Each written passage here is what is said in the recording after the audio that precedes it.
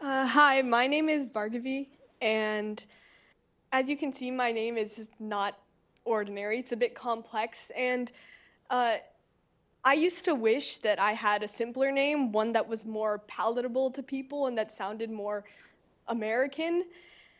And this is partly because in first grade, when my mom would give me Indian food for lunch, I would try to hide it from my friends and throw it away. I didn't want them to see that I didn't have a sandwich or macaroni and cheese. And then in fourth grade, my teacher mispronounced my name for the entire year, despite my best attempts to tell her how to correctly pronounce it. Then in ninth grade, in my English class, every time my teacher called on me or said my name, kids in my class would tease me by whispering my name. In 11th grade, my English teacher would, on the first couple days of school, she told the class a joke about my name, and the whole class bursted into laughter. I've long been aware of the impact of mispronouncing names in the classroom, but I often felt like it was one of those things that would just kind of go unacknowledged, that a lot of us would go through in the world, but no one would really talk about it.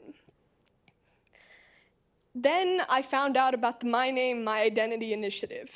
And I originally found out about it by reading a news article on CNN, but I was really surprised to see that this was something that was happening in my community.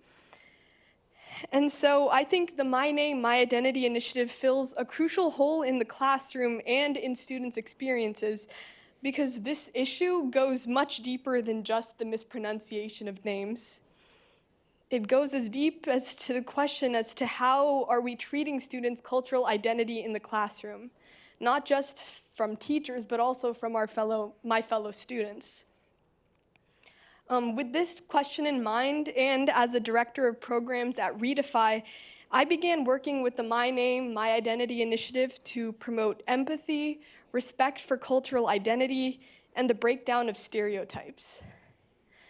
We are accomplishing this by publishing articles, conducting social media campaigns that have reached hundreds of people, and through crafting a workshop that will provide classrooms with the foundation for these principles and a platform on which to grow empathy within the classroom.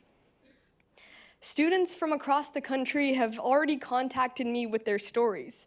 A few of them have told me that because of Redefy and the My Name, My Identity initiative's work, they realized that maybe it was time to go back to their ethnic names, and maybe it was time to begin embracing their culture more holistically than they had ever done before.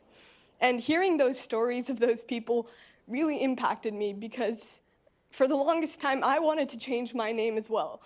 But now I realize that my name is something that empowers me and makes me stand out. It's not something that I should be ashamed of. Growing up, like I said before, I was often ashamed of my name and tried to hide where I came from and the food I ate and the traditions my family had.